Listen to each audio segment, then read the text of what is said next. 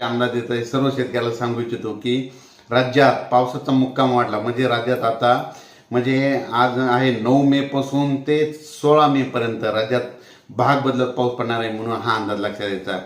राज्यात एकंदरीत परिस्थिती बघितली तर आज आज मराठवाड्यात आणि पूर्व विदर्भ आणि पश्चिम विदर्भात पाऊस पडणार आहे. पण उद्या 10 मे पासून राज्यामध्ये सगळीकडे पावसाला सुरुवात होणार आहे.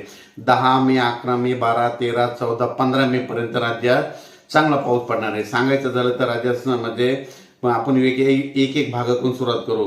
म्हणजे 9 मे ते 14 मेच्या 15 मेच्या दरम्यान जवळपास म्हणजे सांगायचं झालं तर पश्चिम महाराष्ट्रात खूप पाऊस पडणार आहे. तिकडे ऊसाचं पाणी वाटणार आहे म्हणून त्या शेतकऱ्यानं हळदीची आणि कांद्याची काळजी घ्यावी. त्याच्यानंतर कोकणपट्टीत देखील चांगला पाऊस पडणार आहे म्हणून त्या शेतकऱ्याने आंब्याची काळजी घ्यायची. त्याच्यानंतर तो पाऊस उत्तर महाराष्ट्राकडे देखील पडणार आहे. नाशिककडे, नंदुरबार, धुळे, जळगाव, संभाजीनगर या भागाकडे पडणार आहे.